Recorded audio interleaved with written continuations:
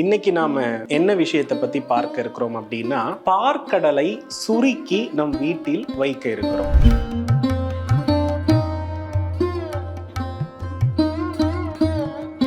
இன்னும் ஒரு மிக முக்கியமான விஷயத்தை நான் மக்களிடத்துல சொல்ல கடமைப்படுறோமா.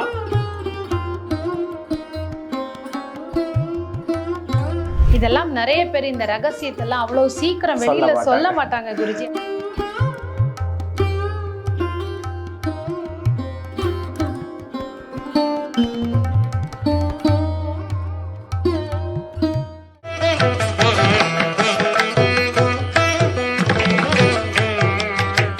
திருவருள் டிவி நேயர்களுக்கு வணக்கம்.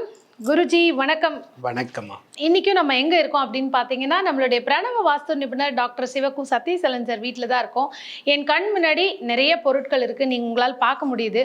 ஆனா குருஜி போன வாட்டி இந்த அஞ்சனம் வீடியோல நம்ம இந்த சந்தனக்கட்டையில அரைச்சு பயங்கர பாப்புலர். ஏன்னா இந்த சந்தன பொடிகளை தான் எல்லாரும் யூஸ் பண்ணிட்டு இருந்தாங்க. இப்போ கடையில் போய் நான் சந்தனம் வாங்க போனால் எல்லா இடத்துலையும் கட்டைகள் தான் வியாபாரம் ஆகுது. அந்த கல்லும் கட்டையும் தான் கேட்குறாங்க. நிச்சயமாக வியாபாரிகளுக்கும் உங்களால் ஒரு லாபம். அதே மாதிரி இயற்கையான மூலிகைகளை அரைக்கிறதுனால நமக்கு எவ்வளோ நல்லதுன்னு சொல்லியிருக்கீங்க. இன்றைக்கி என் கண்ணு முன்னாடி நிறைய பொருள் இருக்குது. வழக்கம் போல் எனக்கு ஒன்றுமே தெரியல. குருஜி தான் சொல்லித்தரணும். இன்றைக்கி நம்ம என்ன தெரிஞ்சுக்க போகிறோம்? அதாவது இன்னைக்கு நாம் என்ன விஷயத்தை பற்றி பார்க்க இருக்கிறோம் அப்படின்னா, பார்க்கடலை சுருக்கி நம் வீட்டில் வைக்க இருக்கிறோம். பொதுவாக பார்க்கடல்ல யாரு தோன்றினாங்க அப்படின்றது உங்களுக்கு தெரியும். மகாலட்சுமி.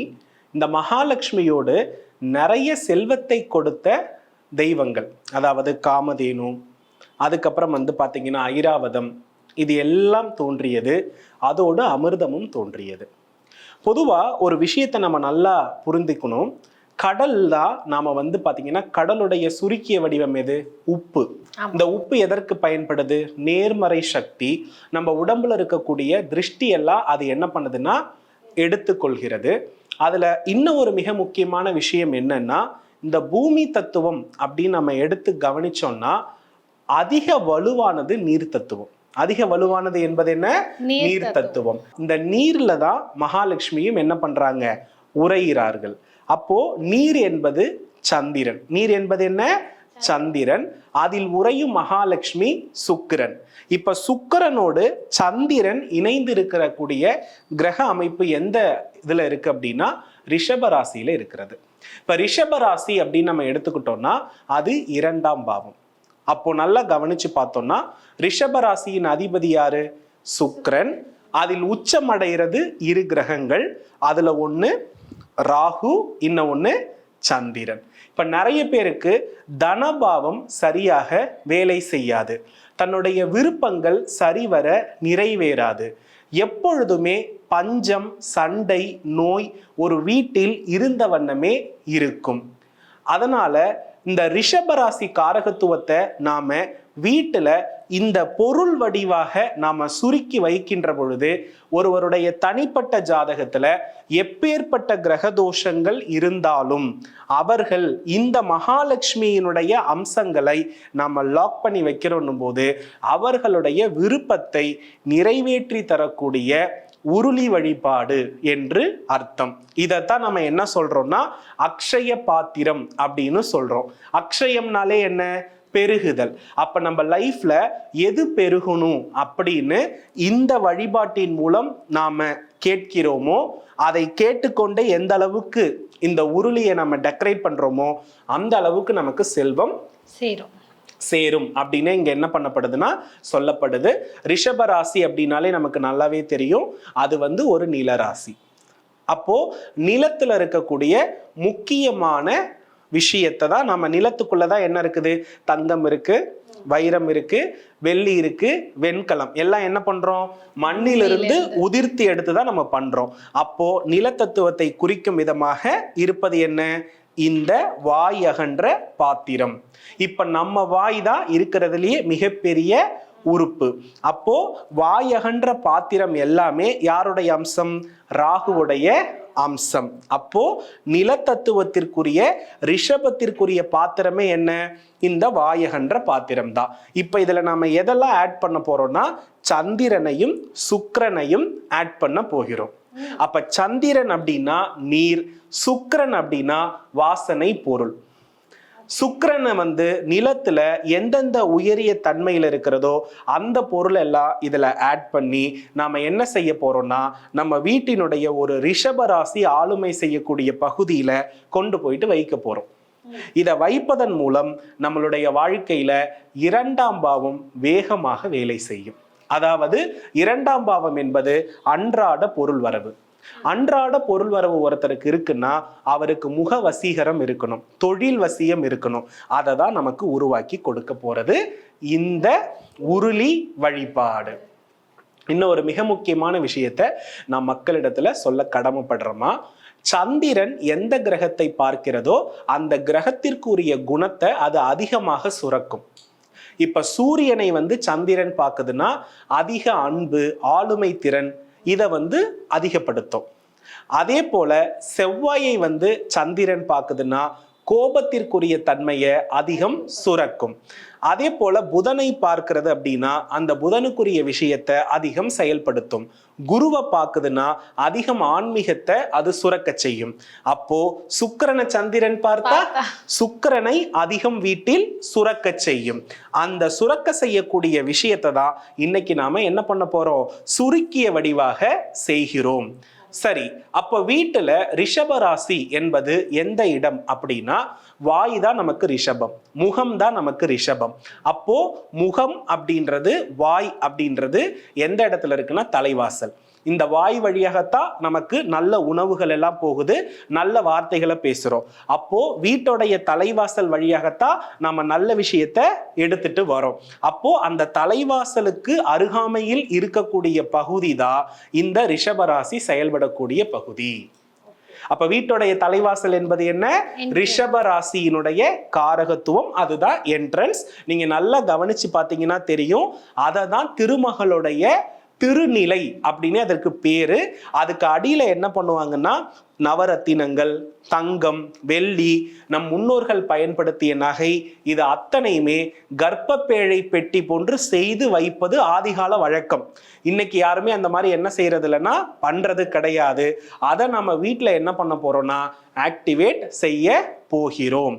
அப்போ அந்த உருளியை நம்ம எங்க வைக்கணும்னா, ஒண்ணு எந்த திசை வீடாக இருந்தாலும் வீட்டுடைய வரவேற்பறையில வைக்கலாம், இல்லைன்னா வீட்டினுடைய வடகிழக்கு பகுதியில் வைக்கலாம். நல்லா புரிஞ்சுக்கணும்.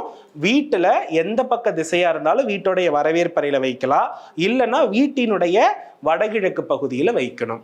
அப்படி வைக்கும் பொழுது அந்த வீட்டுல சுக்கிர காரகத்துவம் சுரந்து கொண்டே இருக்கும். அதன் மூலம் பணவளமும் மகாலட்சுமியோட அருளும் பரிபூரணமா கிடைக்கும். இதை நீங்க கவனிச்சு பாத்தீங்கன்னா எல்லா கடைகளுடைய முகப்பிலும் இது இருக்கும். ஆமா, வச்சிருப்பாங்க உருளியில. விநாயகருக்கு முன்பாக கண்டிப்பாக இருக்கும். இந்த விஷயம்தான் பெரிய பெரிய நிறுவனங்களுக்கு பணத்தை ஈர்த்து கொடுப்பது. பெரிய பெரிய அரண்மனைகள்ல நீங்க உள்ள நுழையும் பொழுதே இதுதான் மெயினா இருக்கும். பெரிய பெரிய ஹோட்டல்ல நுழையும் பொழுது இதுதான் மெயினா இருக்கும். அது அவர்கள் தற்செயலாகவே செய்யலாம். ஆனால் வளர்ந்து சுக்கிரன் உச்சமாகி அவருக்கு இருப்பதினால அவர்களுக்கு இயற்கையாகவே இந்த கேரக்டர் என்ன பண்ணிடுது, தெரிந்து விடுகிறது. அப்போ நம்ம இந்த இடத்துல என்ன கிரகத்தை ஆக்டிவேட் பண்ண போறோம், சுக்கிரன், சந்திரன், ராகு. சோ சுக்கிரனை சந்திரன் அதிகம் சுரக்கிறது, அதை பிரம்மாண்டமாக பெற்று தருவது ராகு. புரியுதுங்களா? இந்த காம்பினேஷன் எங்க இருக்கிறது, ரிஷப ராசியில நிலத்தத்துவத்தை ஆக்டிவேட் பண்றதன் மூலம் இருக்கிறது. இதன் மூலம் குடும்பம், குழந்தைகள், அதே போல பாத்தீங்கன்னா புதிய நபர்களுடைய வருகைகள், மாமனார், மாமியார், மருமகள், குடும்ப ஒற்றுமை அத்துணையுமே கிடைக்கும். இதை எப்பெல்லாம் நம்ம ஃபாலோ பண்ணலாம் அப்படின்னா, ஒவ்வொரு வெள்ளிக்கிழமையும் இந்த வழிபாடை நாம எடுத்துக்கொள்ள வேண்டும். தினசரி செய்யறதுக்கு வாய்ப்பு இருந்தா செய்யலாம், இல்லைன்னா வாரம் வெள்ளிக்கிழமை காலையில 6 மணிலிருந்து 7 மணிக்குள்ள இந்த உருளியை நம்ம தயார்படுத்துறோம்னா, தயார்படுத்தும் பொழுதே நம் விருப்பங்களை எல்லாம் சொல்லிக்கொண்டே தயார்படுத்துறோம்னா அடுத்த வாரம் வருவதற்குள்ளே அந்த விருப்பம் நிறைவேறும். அடுத்த வாரம் ஒரே வாரத்துக்குள்ளேயே, வித்தின் ஒரு வாரத்திலேயே இந்த வீட்டுல பாத்தீங்கன்னா நிறைய மாற்றங்கள் நடக்கிறத படிப்படியா பார்க்கலாம். உடனே எனக்கு கோடி ரூபாய் பணம் வேணும்னு அப்படின்றத தாண்டி என்ன பண்ணும்னா, இப்பொழுதைக்கு அடிப்படையில என்னென்ன பிரச்சனை இருக்கு, எது சரியானா உங்க வீடு நல்லா இருக்கும்ன்றது மக்களுக்கு தெரியும். இப்ப என் கணவர் அமைதியாயிட்டா என் வீடு நல்லா இருக்கும் அப்படின்னா அதை வேண்டுங்க. என் பிள்ளைகள் நல்லா படிச்சா நல்லா இருக்கும்னா அதை வேண்டுங்க. எனக்கு படிப்படியா வர வேண்டிய பணம் வந்தா போதும்னு நினைச்சா அதை வேண்டுங்க. எது அடிப்படை தேவையோ அதை ஃபர்ஸ்ட் வேண்டிட்டு இதை வைக்கும் பொழுது பொருளாதார மேன்மையும் குடும்ப ஒற்றுமையும் 100% இதுக்கு ரிசல்ட் கொடுக்கும் என்பதுல எவ்வித மாற்று கருத்தும் இல்லை. இதை எப்படி பண்ணலான்றதை செயல்படுத்தி இல்லாமா? அதுக்கு முன்னாடி நமக்கு தேவையான பொருள் என்ன அப்படின்னா, அந்த கூஜால சுத்தமான நீர் இருக்கிறது. அதுக்கு அடுத்தபடியா பன்னீர், அதற்கு அடுத்தபடியா ஜவ்வாது, அதுக்கு அடுத்தபடியா முத்து, இது சந்திரனுடைய ஆளுமை. அதுக்கு அடுத்தபடியா குன்றின் மணி, இது ஏன்றதை நான் அப்புறம் சொல்றேன். அடுத்து குங்குமப்பூ, ஸ்ரீ சக்கர நாணயம், கஸ்தூரி மஞ்சள், கலச திரவியம் அரைக்காதது. அதற்கு பின்பு வாசனை உள்ள மிக முக்கியமாக மகாலட்சுமி வாசம் செய்யக்கூடிய மலர்கள், வெற்றி வேர். இது பேரு வெட்டி வேர் இல்ல, வெற்றி வேர். அப்போ நம்ம மனசுக்கும் உடலுக்கும் புத்துணர்ச்சி அளிக்கக்கூடிய வேராக இருக்கிறது. இப்ப நம்ம அதை செயல்படுத்தலாமா? ஃபர்ஸ்ட் தண்ணி எடுத்து இந்த பாத்திரத்துல விடுங்க.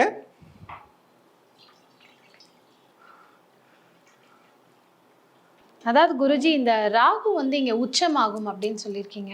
அப்ப இது உச்சமாச்சுன்னா அதனுடைய ஆப்போசிட் பிளானட் டீஆக்டிவேட் ஆயிடுமா? அதற்கான செயல்கள்லாம் நமக்கு கண்டிப்பா இந்த இடத்துல 2ஆம் பாவம் யாரு வீட்டுல செயல்படுதோ, குடும்பஸ்தானம் செயல்படுற இடத்துல சந்நியாசம் நீங்கும். சந்நியாசத்தை ஆக்டிவேட் பண்ணினா குடும்பம் டீஆக்டிவேட் ஆயிடும். இப்ப நம்ம 2ஆம் பாவத்தை இயக்குறதுனால 8ஆம் பாவம் டீஆக்டிவேட் ஆயிடும். 8ஆம் பாவம் என்பதுதான் கேது உச்சம். அதுதான் கடன், அதுதான் சோகம், அதுதான் அழுகை, அதுதான் பிரச்சனை, அதுதான் பிரிவு. ஸோ கேதுவை நீச்சப்படுத்துற விஷயத்தை தான் இப்போ நாம பண்றோம். ஏன்னா கேது யாருக்கு உச்சமா இருக்கோ அவங்க என்ன பண்ண மாட்டாங்கன்னா, சிரிக்க மாட்டாங்க, உருன்னு இருப்பாங்க, அழகுபடுத்திக்க மாட்டாங்க, நல்ல ஆடைகள் போட மாட்டாங்க, தாடி வளர்த்துப்பாங்க, மேனியை பராமரிக்க மாட்டாங்க. பெண்களா இருந்தா நிறைய தெய்வ குறியீடுகளோட தன்னை ஒரு தெய்வத்தின் கருவி போல நிறைய ருத்ராட்ச மாலைகள் எல்லாம் தரித்து ஒரு தெய்வ கருவி போல குடும்பத்தில் பற்றில்லாமல் உலக வாழ்க்கையை வெறுக்கிறது தான் பெண்ணாக இருக்கக்கூடிய கேது அம்சம். இவர்கள் எல்லாமே மாற்றத்திற்கு இது வழிவகை செய்யும். அப்போ அடுத்து ஃபர்ஸ்ட் நம்ம என்ன பண்ணிட்டோம்னா தண்ணீர் விட்டுட்டோம். அதுக்கப்புறம் நம்ம பன்னீரை விட்டுறோம். ஓகே. சோ இது ரெண்டும் அந்த ஒரு வாசனை கொடுக்கும். கண்டிப்பா. ஏன்னா தண்ணீர் அப்படின்றது சந்திரன், அதுல வாசனை தண்ணீர் அப்படின்றது என்ன அப்படின்னா பன்னீர். இதோடு இது கண்டிப்பா என்ன பண்ணி ஆகணும்னா இணைந்தாக வேண்டியது அவசியம். வாசனை வர்றது உங்களுக்கு நன்றாகவே தெரியுது. ஆமாம், நீங்க இப்போ சொன்ன விஷயம் உண்மை குருஜி. நான் நிறைய பெண்கள் வீட்டுல இந்த குழந்தைகளுக்காக தான் நான் இங்க இருக்கேன் அந்த மாதிரி ஒரு மன விரக்தியோட இருப்பாங்க. அந்த மாதிரி சொல்லவே கூடாது. அந்த மாதிரி இல்லாமல் நிச்சயமா இது நல்ல பலனை கொடுக்கும், நிச்சயமா கொடுக்குமா. இப்ப அடுத்து நம்ம என்ன பண்ண போறோம்னா, இதுல சுக்கிர சம்பந்தப்பட்ட வஸ்துக்களை சேர்க்க போறோம். சுக்கிர வஸ்துக்கள்னாலே வாசனாதி திரவியங்கள் தான். அப்போ ஃபர்ஸ்ட் நம்ம என்ன சேர்த்துக்க போகிறோம் என்றால் ஜவ்வாது.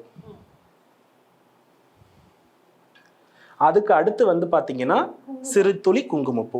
நிறைய இருக்குன்னு போட்டக்கூடாது, சிறு துளி குங்குமப்பூ. அதுக்கு அடுத்தபடியா கஸ்தூரி மஞ்சள்.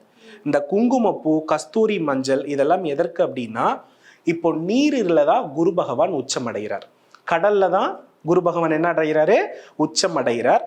அதனால இந்த நீர்ல இருக்கக்கூடிய அசுத்தத்தன்மையை நீக்கிறது தான் கஸ்தூரி மஞ்சளுடைய வேலை. நல்ல வாசனை குரு. இந்த ரெண்டு சேர்த்த உடனே வாசனை. எப்படி போன வாட்டி அந்த சந்தன கட்டை வியாபாரமோ அதே மாதிரி இந்த குங்கும பூவும் உங்களை பார்த்து நிறைய வாங்கிட்டாங்களா. வீட்டுல அதை அரைச்சு முகத்துக்கு பூசுறதும் அது ஃபேமிலியா கூட யூஸ் பண்றாங்க. ரொம்ப நல்லா இருக்குங்கிற மாதிரி ஒரு கமெண்ட்ஸ் வந்திருக்கு. நிச்சயமாகமா. இப்ப அடுத்து பாத்தீங்கன்னா இது வெற்றி வேர். இது எங்க இருக்கிறதோ இது நீரில் ஊற ஊற இதனுடைய நறுமணத்தை வீடு முழுக்க அது பரவச் செய்து கொண்டே இருக்கும். அதனால இதோட நாம என்ன பண்றோம்னா இந்த வெற்றி வேரையும் இணைக்கின்றோம். இதையும் நம்ம சேர்த்து வச்சிடலாம். இதுக்குள்ள நீங்க வைக்கும் போதே அந்த வாசனை என்னால உணர முடிகிறதா. அடுத்து பாத்தீங்கன்னா அந்த கலச திரவியம் எடுங்க. இந்த கலச திரவியம் பாத்தீங்கன்னா கிட்டத்தட்ட பச்சை கற்பூரம், ஏலக்காய், ஏலரசி, கிராம்பு, ஜாதிக்காய், ஜாதிபத்திரி, ரோஜா இதழ் அத்தனையுமே இதுல இருக்கிறது. அதனால அந்த சேர்ந்து இருக்கிற கலவையை இதுக்குள்ள நம்ம அரைக்காமல் போடணும். ஏன் அரைக்காமல் போடணும்னு சொல்றேன்னா, இது இந்த நீர்ல ஊற ஊறதான் நமக்கு வேல்யூவே. இந்த தண்ணீர்ல அது ஊற ஊறும் பொழுதுதான் நமக்கு என்ன கிடைக்கும்னா அந்த வாசனையை நமக்கு மெருகேற்றி நன்றாகவே அது உருவாக்கும். இப்ப அந்த வாசனையும் நல்லாவே தெரியறது இல்லையா? நன்றாக அது அப்பதான் என்ன பண்ணும்னா வளரும். அதுக்கு அடுத்தபடியா நமக்கு வந்து முத்துக்கள், நான் 2 வெண்முத்துக்கள் எடுத்திருக்கிறேன். இது நிறைய வந்து நமக்கு என்ன ஆகும்னா கடைகள்ல கிடைக்கும். அதனால இந்த வெண்முத்துக்களை இதோடு இணைக்கிறேன். அதுக்கு அடுத்தபடியா வந்து பாத்தீங்கன்னா குன்றின் மணி. இதை பத்தி சொல்றேன்னு சொல்லி இந்த குன்றின் மணி அப்படின்னா என்னன்னாமா, இப்ப நான் காம்பினேட் பண்றேன் இல்லையா, இது வந்து என்ன சேர்க்கைன்னா சுக்கிரன் சந்திரன் ராகு சேர்க்கை. இந்த சேர்க்கை வந்து என்ன ஆகும்னா நிறைய செல்வ விரயங்களை உருவாக்கி ஈக்குவலா விரயத்தையும் கொடுக்கும். செல்வத்தையும் ஈர்க்கும், இது விரயத்தையும் கொடுக்கும். அப்போ இந்த செல்வம் வந்து மற்றவர்களுக்கு பயன்படக்கூடாது, அந்த வீட்டில் உள்ளவர்களுக்கு மட்டும்தான் பயன்படணும். மற்றவர்களுக்கு பயன்படக்கூடாது அப்படின்னா என்னன்னா, இங்க நம்ம ராகுவை உச்சப்படுத்தி இருக்கிறதுனால செல்வம் அதிகமாகும் போது நோயும் அதிகமாகும். அது இல்லாம இருக்கிறதுக்கு நாம இதுல என்ன பண்றோம்னா குன்றின் மணியை இணைக்கிறோம். நம்ம மூலாதார சக்கரத்தினுடைய நிறம் சொன்னோம் இல்லையா, அந்த நிறம் வந்து குன்றின் மணியினுடைய நிறம். சோ இப்ப இது இந்த தண்ணீர்ல இருக்கும் பொழுது என்ன ஆகும் அப்படின்னா, நமக்கு இந்த செல்வம் நம்ம வீட்டில் உள்ளவர்களுக்கு மட்டும்தான் என்ன பண்ணும், பயன்படும். அதற்கு பின் இதனால் ஏற்படக்கூடிய ஆபத்துகள் விலகும். அதனால குன்றின் மணியும் நான் என்ன பண்ணிக்கிறேன், இதுல வந்து போட்டுடுறேன். இதுல ஏதாவது எண்ணிக்கை இருக்கா குருஜி? அதெல்லாம் எண்ணிக்கையில எதுவுமே இல்லம்மா, நார்மலா போட்டா போதும். இதற்கு அடுத்தபடியா வந்து பாத்தீங்கன்னா தாமரைப்பூ. நமக்கே தெரியும் தாமரை பூவில் அமர்ந்தவளே அப்படின்றது தெரியும். இதோடு நம்ம எதை கனெக்ட் பண்றோம்னா, இந்த தாமரையோடு ஸ்ரீ சக்கர நாணயம் நம்ம என்ன பண்ணிருக்கோம்னா எடுத்து வைத்திருக்கிறோம். இந்த ஸ்ரீ சக்கரம் தான், அதாவது சௌந்தரிய லஹரியினுடைய 22வது ஸ்லோகமே நமக்கு பசி பஞ்சம் நீக்கக்கூடிய ஸ்லோகம். இது காஞ்சி காமாட்சி எங்கெல்லாம் ஸ்ரீ சக்கரம் இருக்கிறதோ அங்கெல்லாம் செல்வவசியம் எப்படி இருக்கும், மிக பிரம்மாண்டமாக இருக்கும். அதனால இந்த ஸ்ரீ சக்கர நாணயத்தை நான் எடுத்திருக்கிறேன். இதை வந்து நான் என்ன பண்றேன்னா தாமரை பூவினுடைய மத்தியமத்துல வைக்கிறேன்.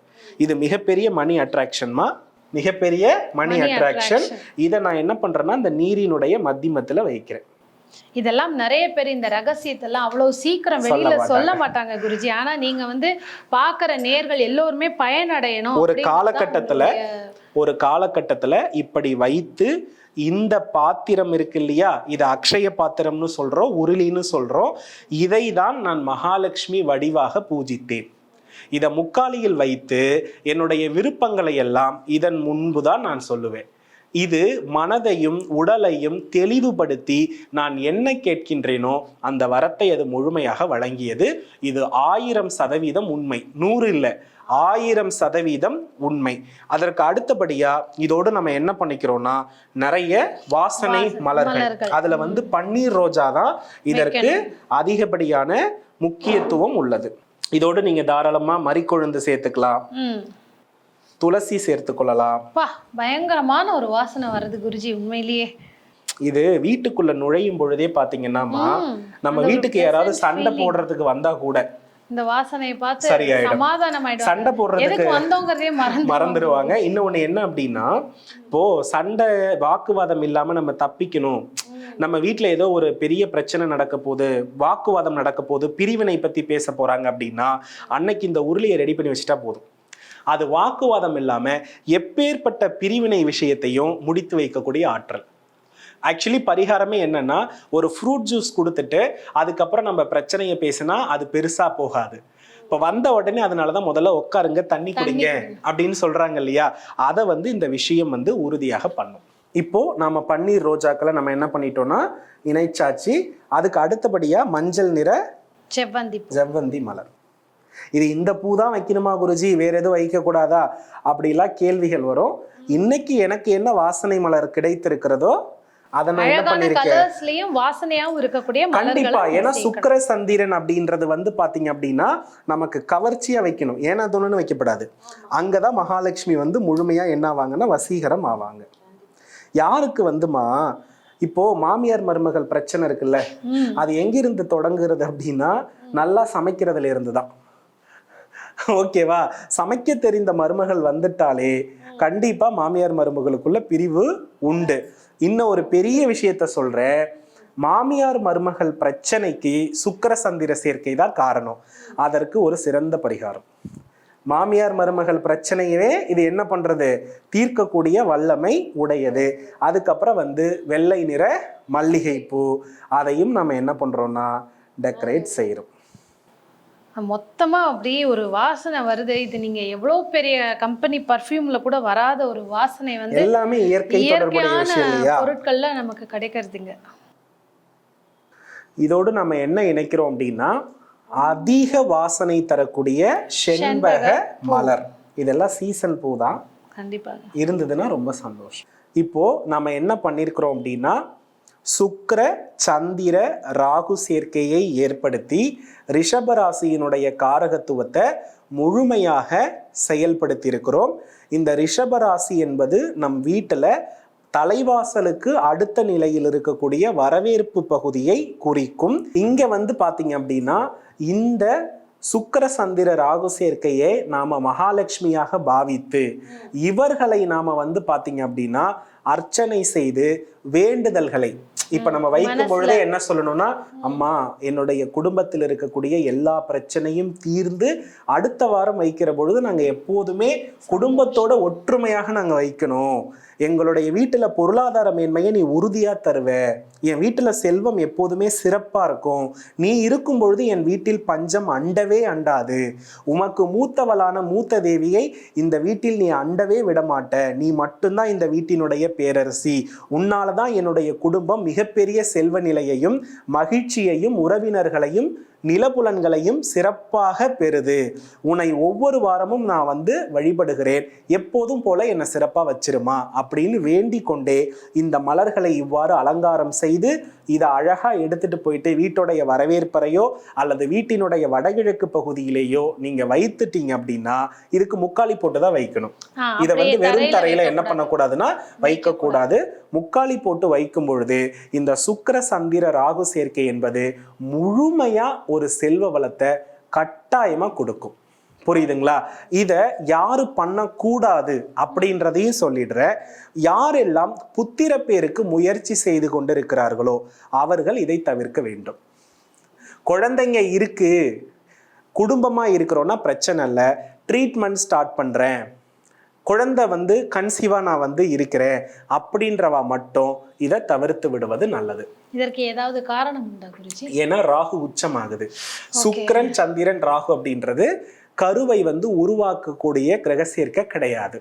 ஆகையினால வந்து பாத்தீங்கன்னா இதை நம்ம வந்து கரு வந்து உருவாகிறதுக்கு முன்னாடி ட்ரீட்மெண்ட் எடுக்கிறவங்களும் கண்டிப்பா வைக்க கூடாது. அதே போல வந்து பாத்தீங்க அப்படின்னா நம்ம குழந்தைக்கு வந்து நம்ம நார்மலா முயற்சி பண்ணிட்டு இருக்கவங்களும் இதை என்ன பண்ணக்கூடாதுன்னா செய்யக்கூடாது. இவங்க மட்டும், மற்ற எல்லாமே குறிப்பா சுய தொழில் செய்பவர்கள், வியாபாரம் செய்பவர்களுக்கு அட்டகாசமான வளர்ச்சி. இதை வந்து நம்ம கல்லாப்பெட்டி இருக்கிறது இல்லையா, அதுக்கு பக்கத்திலேயே நீங்க நல்லா கவனிச்சு பாத்தீங்கன்னா தெரியும், ஒவ்வொரு கடைக்கும் ஒவ்வொரு பேர் வச்சிருப்பாங்க. ஒருத்தர் முருகனை வைத்திருப்பாங்க, ஒருத்தர் அன்னபூரணியை வைத்திருப்பாங்க. இப்படி தனக்கு தன்னுடைய கடை யாரு பேர்ல இருக்கிறதோ அவருக்கு முன்பாக அந்த வரவேற்பறையில இந்த அமைப்போட நம்ம வச்சிட்டோம்னா ஃபேண்டாஸ்டிக்கான ரிசல்ட் கிடைக்குமா. மிகப்பெரிய செல்வ வளத்தை ஈர்க்கக்கூடிய அற்புதமான ரகசியம். இதை யாரும் வெளியே விடாத ஒரு ரகசியம். ரிஷபராசியை காரகத்துவத்தோடு செயல்படுத்திய விஷயம். இதை ஃபாலோ பண்ணி பாருங்க. இது மீண்டும் சொல்ற, வியாபார ஸ்தலங்களுக்கு ஏற்றது, சுய தொழில் புரிவோருக்கு ஏற்றது, வீட்டில் ஒற்றுமை நிலவ ஏற்றது, கடன் பிரச்சனை நீங்க சிறப்பு. குறிப்பு, குழந்தைக்கு வயதாகி முயற்சி செய்பவர்கள், கர்ப்பப்பை பிரச்சனை இருந்து குழந்தை தடைப்பட்டு இருப்பவர்கள் மட்டும் இதை தவிர்த்து விடுவது நன்று. குருஜி, இப்போ நீங்கள் இதற்கு அழகான ஒரு விளக்கம் கொடுத்தீங்க. இப்போ நீங்கள் இது ஒரு 2-3 நாட்களுக்கு அப்புறமா ஒருவேளை மாற்றணும் அப்படின்னா இதை வந்து எந்த கிழமைகளில் முதல்ல நம்ம வைக்கணும், இதில் இருக்கிற நீரை வந்து நம்ம எந்த இடத்துல வந்து ஊற்றணும், எப்படி பயன்படுத்தணும்? இது வந்து பார்த்தீங்கன்னா வெள்ளிக்கிழமையும் சுக்கிரஹோரையும் கூடிய உருளி வழிபாடும். புரியுதுங்களா? காலையில 6-7 மணிக்குள்ளதான் நாம இதை என்ன பண்ணணும்னா வீட்டுல வந்து ரெடி பண்ணணும். பொதுவா ஒரு நீர் வந்து பாத்தீங்கன்னா நீருடைய கால அளவு 2 நாள் தான். ஒரு சந்திரன் வந்து பாத்தீங்கன்னா ஒரு ராசியிலிருந்து இன்னொரு ராசிக்கு பெயர்றதுக்கு அதிகபட்சம் 2.25 இருந்து 2.5 நாள் தான் என்ன பண்ணுவார்னா எடுத்துப்பார். இந்த தன்மையை நம்ம என்ன பண்ணணும்னா இதுக்கும் ஃபாலோ பண்ணணும். இதுல உள்ள வைத்திருக்கக்கூடிய வெள்ளி நாணயம், முத்து, அதுக்கு அடுத்தபடியா குன்றின் மணி, அதுக்கு அடுத்தபடியா வந்து பாத்தீங்கன்னா வெற்றிவேர், இதை வந்து நம்ம திரும்ப திரும்ப பயன்படுத்தலாம், ரீயூஸ் பண்ணிக்கலாம்.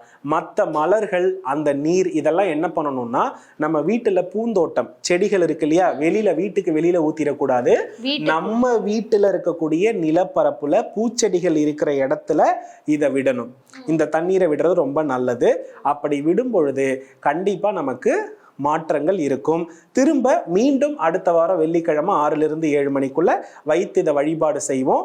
அந்த வழிபாடு முடிச்சதுக்கு அப்புறம் என்ன பண்ணுவோம்னா கிட்டத்தட்ட ஞாயிறு மதியத்து அப்பெல்லாம் என்ன பண்ணிடலாம்னா இதை அப்புறப்படுத்திடலாம். மலர்கள் வந்து அழுக ஆரம்பிக்குது, வாட ஆரம்பிக்கிறதுனாலே ஞாயிற்றுக்கிழமைக்கு முன்னாடியே ஒருவேளை அப்படி தெரிஞ்சா கூட இமிடியேட்டா என்ன பண்ணிடணும், டிஸ்போஸ் பண்ணிடணும். இது முழுமையா எந்த நாள் கரெக்டா இருக்கணும்னா வெள்ளிக்கிழமை முழுவதும் இருந்தாலே போதும். சனிக்கிழமையே லைட்டா உங்களுக்கு வாடுறதான சூழல் தெரிஞ்சதுன்னா மேக்சிமம் என்ன பண்ணிடுங்கன்னா அவாய்ட் பண்ணிடுங்க. எந்த வீட்டுல பாசிட்டிவ் வைப் இருக்கோ வாடாது, எந்த வீட்டுல நெகட்டிவ் வைப் இருக்கோ ஃபுல்லா இது அப்சர்வ் பண்ணிட்டு அது வந்து என்ன பண்ணணும்னா வாட ஆரம்பிச்சிடும். உடனே நீங்க அப்புறப்படுத்திடணும். ரெண்டாவது, இது எங்க இருக்கிறதோ அந்த வீட்டு ஆண்கள் பசங்க யாருமே படிச்சுட்டு வீட்டுல சும்மாவே இருக்க மாட்டாங்க. இமிடியேட்டா வீட்டை விட்டு வெளில புறப்பட்டுருவாங்க. சம்பாதிக்கிறதுக்கு ஆசை ஆட்டோமேட்டிக்கலி வந்துடும். ஒருத்தருடைய ஆசையை தூண்டக்கூடிய விஷயம்தான் இந்த உருளி கான்செப்ட், ரிஷபராசி காரகத்துவம். இதை ஃபாலோ பண்ணா ஃபேண்டாஸ்டிக்கான ரிசல்ட்டுமா. அருமை குருஜி. ஏன்னா ஒவ்வொரு பதிவுகளும் வந்து ஒரு வைரம் போன்ற பதிவுகள் அப்படின்னு தான் சொல்லணும். ஏன்னா யாருமே அவ்வளோ சீக்கிரம் இதற்கான ரகசியங்கள் சொல்ல மாட்டாங்க. அவங்களே தெரிஞ்சு வச்சுட்டு அவங்கள நாடி வரும்போது அப்புறம் தான் சொல்லுவாங்க. ஆனால் நீங்கள் வந்து பகிரங்கமாக உங்களுக்கு தெரிஞ்ச அனுபவம் வாய்ந்த நிறைய பண ஈர்ப்பு விதியை மக்களுக்கு வந்து உங்களுடைய பதிவுகள்லையும் சொல்கிறீங்க, செய்முறை விளக்கமாகவும் காட்டியிருக்கீங்க. இன்றைக்கும் இது எல்லார்கிட்டையும் ஒரு பெரிய வரவேற்பை பெறும். இன்னும் நிறைய பேர் வந்து பார்க்குறவங்க இதை நிறைய பேருக்கு ஷேர் பண்ணுங்கள். ஏன்னா நமக்கு மட்டுமே இது வந்து தெரிஞ்சுதான் இருக்கக்கூடாது. குருஜி எப்படி ஒரு சுயநலம் இல்லாமல் எல்லோருக்கும் இது தெரியணும், எல்லோரும் சந்தோஷமா இருக்கணும்னு நினைக்கிறாங்களோ அதே மாதிரி எவ்வளவு மேக்சிமம் இந்த பதிவை நீங்க வந்து ஷேர் பண்றீங்களோ அந்த அளவுக்கு எல்லோருக்குமே ஒரு சந்தோஷமும் வளமும் இருக்கும் அப்படிங்கிறது தான் திருவருள் நேயர்களுக்காக நாங்கள் கேட்டுக்கொள்றது. அருமையான பதிவு கொடுத்ததுக்கு நன்றி. நன்றிகள். வெற்றிவேல் முருகா.